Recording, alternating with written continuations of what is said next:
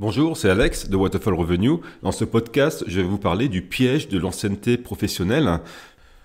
Dans un premier temps, je vais vous expliquer qu'est-ce que c'est que ce piège de l'ancienneté professionnelle pour que vous compreniez bien ce dont je parle et que vous puissiez appréhender si vous êtes ou pas dans cette situation. Ensuite, je vais vous parler des dangers d'être dans cette situation, puis quelles sont les solutions pour sortir de ce piège.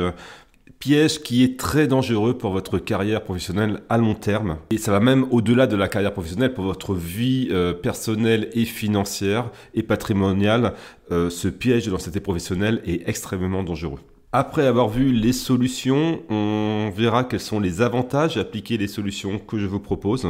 Et vous comprendrez quelles sont les ouvertures professionnelles qui s'offriront à vous si vous appliquez les solutions que je vous propose. Alors, le piège de l'ancienneté professionnelle, c'est quoi? C'est en général quand vous rentrez dans une entreprise à un certain salaire, qui est le salaire du marché, et puis vous allez rester très longtemps dans cette entreprise, 5, 10, 15, 20, 30, voire même 40 ans. Votre salaire va augmenter grâce à des conventions collectives en général qui font que tous les ans, votre salaire augmente puisque vous avez une prime d'ancienneté. Et le problème vient quand, année après année, votre salaire augmente, mais que vous n'avez pas réussi à, en même temps, augmenter vos compétences. Donc, année après année, il existe un fossé qui se creuse entre quelle est votre valeur réelle sur le marché du travail, combien vous valez, et combien vous êtes payé dans votre entreprise. Prenons un cas concret.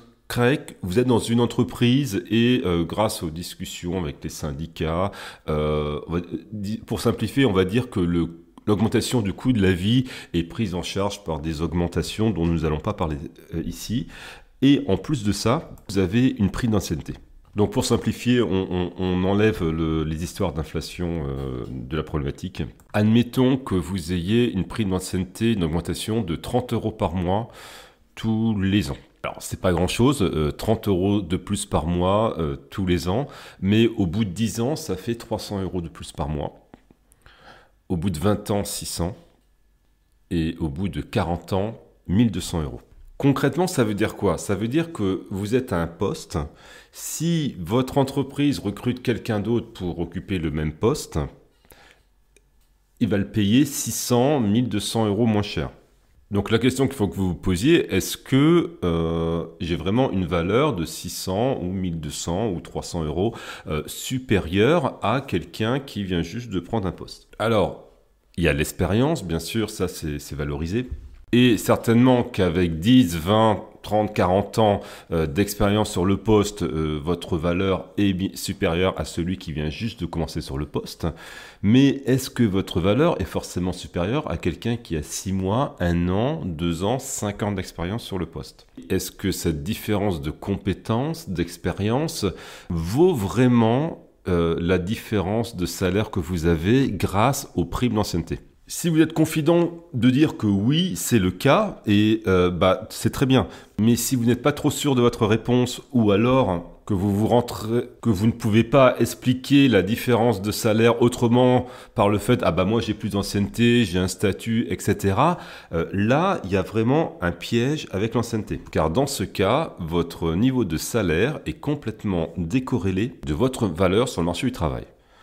C'est très simple. Si vous deviez rechercher un emploi, est-ce que vous pourriez trouver un emploi avec le même salaire? Si la réponse est non, si en trouvant un autre emploi, vous perdriez au moins 300, 600, 900, 1200 € par mois, alors vous êtes en zone de danger. Zone de danger, pourquoi? Parce que votre employeur actuel accepte de vous payer beaucoup plus que votre valeur réelle sur le marché du travail. Si votre entreprise va mal économiquement et si vous êtes sur un cycle de 20, 30, 40 ans dans la même entreprise, c'est quelque chose qui peut arriver, la probabilité que ça arrive est très forte, eh bien vous pourriez être licencié. Et à la suite de ce licenciement, vous ne pourriez pas retrouver de travail avec le même niveau de salaire, vous devriez accepter une grosse décote de votre salaire actuel, simplement parce que votre salaire actuel est complètement décorrélé de la réalité grâce à la prime d'ancienneté. mauvaise conjoncture économique, changement d'actionnaire, un jour ou l'autre, ce type de sujet va arriver sur la table. Mais aussi, il se peut que le climat, l'ambiance du travail dans votre entreprise se dégrade fortement parce qu'il y a un nouveau management et que ça soit de plus en plus difficile pour vous de travailler dans cette entreprise et vous avez besoin vous aimeriez bien aller travailler ailleurs parce que même si vous avez un bon salaire, les conditions de travail sont vraiment plus bonnes du tout. Mais à cause de cette prime d'ancienneté et surtout à cause du fait que votre valeur de salaire est complètement décorrélée du marché du travail, vous ne pouvez pas trouver quelque chose ailleurs à salaire équivalent. Et en même temps, vous avez les charges de votre foyer, les charges de votre famille qui fait que vous ne pouvez pas vous permettre de gagner 600, 1200 euros de moins par mois. Alors, le danger dans ce cas-là, c'est que vous vous retrouvez un petit peu comme dans une prison dorée. Ça se passe pas bien là, mais vous pouvez pas partir. Et ce type de situation a des conséquences importantes au niveau de la psychologie et ça peut amener à des situations de burn-out, voire des situations beaucoup plus graves. Alors, c'est quoi les solutions? Alors, les solutions à ça, c'est d'abord d'avoir conscience de ce phénomène, de bien comprendre que si vous restez dans une entreprise au même poste, sans visée de promotion, mais surtout sans améliorer vos compétences en interne, c'est-à-dire votre valeur en interne, vous allez tomber dans le piège de l'ancienneté professionnelle. En fonction de votre métier, il y a des métiers dont l'expérience a une vraie valeur. Par exemple, si vous êtes responsable des process qualité d'une usine, une grande partie de votre valeur sur le poste va être liée à votre expérience, à votre manière de gérer les situations.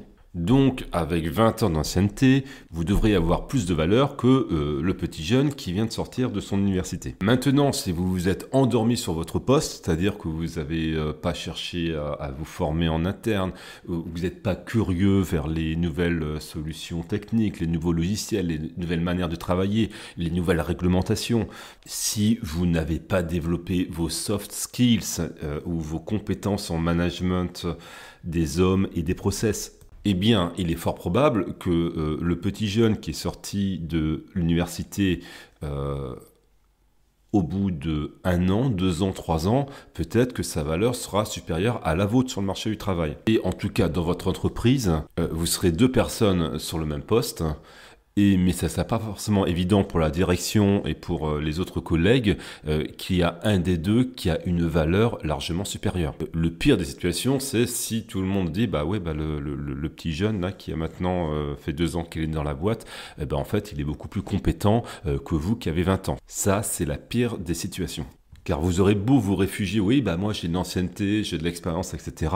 Si concrètement cette expérience, cette ancienneté n'apporte aucune valeur au quotidien dans l'entreprise, ça ne vaut rien. Et vous n'êtes pas en mesure de justifier la différence de salaire que vous avez avec la personne plus jeune, autrement que par des histoires de conventions salariales et des histoires de statut. Parce que la personne plus jeune, elle qui, ça fait 2-3 ans qu'elle est sur le poste, elle va pas très bien comprendre qu'elle gagne 1000 euros de moins, par exemple, que la personne plus âgée, et alors qu'elle fait mieux le travail que cette personne-là. Et ce type de situation en entreprise, il est très courant, et ça crée des tensions au niveau des ressources humaines, au niveau du management, parce que lors des entretiens annuels, vous avez des jeunes qui disent, à tort ou à raison, parce que parfois ils n'ont pas forcément raison, moi je suis beaucoup plus capable que cette personne qui a plus d'ancienneté que moi. Et moi je réclame aussi d'avoir 1000 euros de salaire en plus.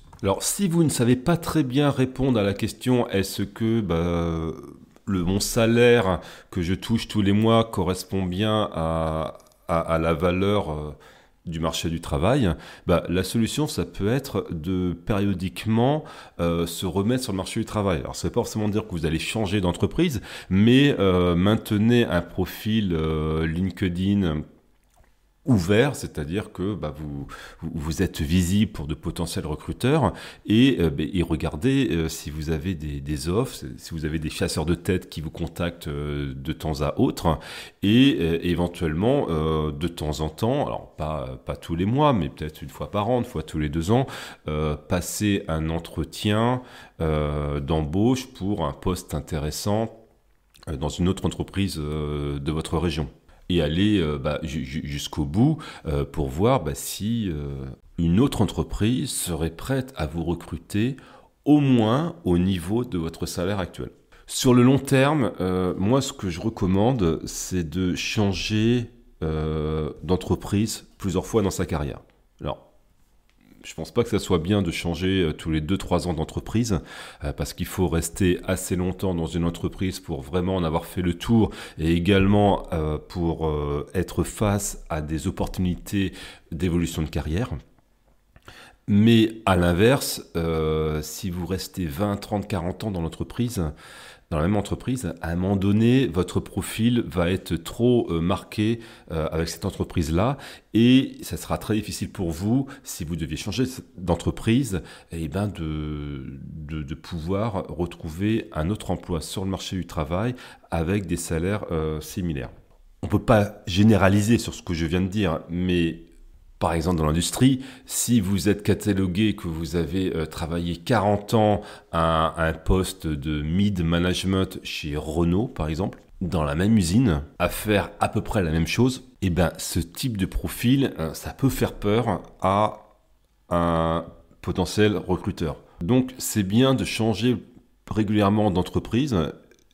Déjà parce que ça vous permet de faire des évolutions de carrière, parce qu'à un moment donné, si vous voulez avoir une promotion dans votre entreprise, malgré toute votre bonne volonté, et parfois les choses sont bloquées dans une entreprise et ça peut prendre des années à se débloquer. Donc parfois, il faut prendre l'option de carrière qui est de changer d'entreprise pour pouvoir avoir un poste meilleur ou tout du moins de s'engager vers une entreprise qui vous offrira des possibilités de croissance plus importantes. Et en changeant régulièrement d'entreprise, à chaque fois, vous revalidez votre salaire indépendamment de l'ancienneté. C'est-à-dire que votre nouvelle entreprise qui va vous recruter au même prix que l'ancienne, mais en général un peu plus que l'ancienne, elle accepte de vous remettre sur une grille de salaire sans ancienneté, puisque quand on passe d'une entreprise à l'autre, on ne récupère pas son ancienneté d'un point de vue statutaire. En changeant d'entreprise, la nouvelle entreprise revalide de par le salaire d'embauche, que c'est bien votre valeur sur le marché du travail. Cette valeur peut être en partie due à votre expérience, mais cette valeur, quand elle est revalidée par une autre entreprise, c'est pas la validation de l'ancienneté juste pour valider l'ancienneté, c'est la validation de compétences, d'expériences utiles sur le marché du travail. La décision de changer ou pas d'entreprise va dépendre de votre progression de carrière. Si ça fait, on va dire, 8 ans, 10 ans que vous êtes au même poste, que vous n'évoluez pas dans votre entreprise et que vous voulez évoluer professionnellement, à un moment donné, il faut changer d'entreprise parce que les choses sont bloquées. Alors, soit c'est un problème avec vous-même. Dans ce cas-là, par exemple, vous suivez la formation que j'ai créée, Carrière Booster, que vous pouvez retrouver sur le site internet whatafulrevenu.com, qui vous explique comment avoir une promotion. Mais si vous appliquez tout ça et que ça ne marche pas, c'est que c'est certainement qu'il y a un problème avec l'entreprise. Donc, dans ce cas-là, il faut changer d'entreprise. Donc, je dirais que si dans votre entreprise actuelle, vous n'êtes plus dans une démarche d'avoir tous les 3, 4, 5 ans une promotion, une vraie promotion dans votre travail, il faut changer d'entreprise. Votre carrière au total, elle va durer plus de 40 ans. Donc changer au moins tous les 10 ans d'entreprise, c'est certainement une bonne chose à faire. Et le fait d'avoir changé d'entreprise, d'avoir plusieurs choses, ça va faire que votre valeur sur le marché du travail va être la résultante de différentes expériences et ça a de la valeur. 40 ans d'expérience dans la même entreprise a probablement moins de valeur sur le marché du travail que 4 fois 10 ans d'expérience sur 4 entreprises différentes. L'autre solution pour s'assurer que votre valeur, votre salaire est bien en phase avec le marché du travail, c'est de développer ces soft skills, ce que j'appelle les compétences agiles. J'ai fait pas mal de vidéos sur la chaîne YouTube What a Full Revenu, il y a pas mal d'articles également sur le site internet qui expliquent ce que sont les soft skills. Si vous développez vos soft skills, vos compétences agiles, et que vous êtes capable de les vendre, alors cela va avoir beaucoup de valeur pour une entreprise. Exemple, vous êtes commercial, vous avez déjà 20 ans d'expérience, il y a un jeune commercial qui a 3 ans d'expérience. En termes de nombre de visites clients, taux de transformation des clients, nombre de signatures de contrats, vous serez peut-être au même niveau, ou en tout cas à des niveaux similaires de performance. Mais en revanche, quand il y a des situations délicates, des clients difficiles à gérer ou des situations commerciales tendues, vos 20 années d'expérience au cours desquelles vous aurez développé vos soft skills, vos compétences humaines, vos compétences agiles, votre apprentissage à suivre les dossiers, gérer les problèmes aussi bien en interne qu'en externe, feront que vous serez capable de sortir votre entreprise de situations délicates de manière autonome, alors que peut-être que la personne plus jeune qui a 3 ans d'expérience n'aura pas encore assez de recul, assez de maturité, assez de soft skills développés pour gérer efficacement en toute autonomie ce type de situation. Et ça a de la valeur dans une entreprise. Certes, tous les mois, vous allez coûter 1 000 € de plus par mois à votre entreprise par rapport à votre collègue plus jeune pour des performances commerciales similaires. Par contre, 1 fois, 2 fois, 3 fois par an, peut-être que vous allez pouvoir sortir votre entreprise de l'ornière, régler ou prévenir des problèmes graves pour votre entreprise, éviter des litiges clients ou des procès. Et même si tous les mois, peut-être, ça coûte plus de 1 000 € à l'entreprise de vous avoir, mais de temps en temps, peut-être que vos actions feront économiser à l'entreprise des dizaines de milliers d'euros sur un dossier bien précis. Donc le développement de vos soft skills, c'est vraiment ce qui peut vous sauver et ce qui peut valoriser votre ancienneté dans une entreprise. Et de manière générale sur le marché du travail. Donc ce que l'on voit, c'est que c'est important tout au long de votre carrière professionnelle de vous assurer que le montant de votre salaire soit bien corrélé à votre valeur sur le marché du travail. Les avantages de cette réflexion continue que vous devez avoir, c'est que déjà votre profil va être liquide sur le marché du travail. Qu'est-ce que j'appelle par profil liquide ? Ça veut dire que si vous voulez changer d'entreprise, ou si vous êtes licencié de votre entreprise, vous allez pouvoir retrouver facilement un emploi avec un salaire équivalent. Et ça, c'est une grande sécurité et c'est une grande sérénité dans la vie de savoir Ok, si jamais je perdais mon emploi, c'est pas grave, je vais retrouver un autre emploi aussi bien payé. Votre entreprise est en difficulté économique, il y a un plan social, c'est pas grave. Vous vous dites, allez, si je suis dans le lot, je prends le package de sortie et puis d'ici moins de 6 mois, je vais aller dans une autre entreprise. Donc j'aurais tout gagné, j'aurais pris le package de sortie et en plus, j'aurais retrouvé un emploi avec un meilleur salaire ou un salaire équivalent. Donc avoir un profil liquide sur le marché du travail, c'est extrêmement bénéfique pour sa carrière professionnelle, mais pour sa vie en général. Également, d'être dans une démarche de développement professionnel constant va vous ouvrir d'autres portes d'évolution de carrière professionnelle en dehors du monde de l'entreprise. Si votre valeur sur le marché du travail est réellement bonne et que le niveau de votre salaire n'est pas juste basé sur l'ancienneté, ça peut vous offrir la possibilité, après 15 ans, 20 ans d'expérience professionnelle, d'aller sur des manières de vendre votre compétence en dehors du salariat, comme par exemple être indépendant en freelance, en consultant, faire du coaching ou de la formation. Si vous pouvez être indépendant, ça veut dire que vous êtes bon. Car le monde des indépendants, des freelances est extrêmement compétitif.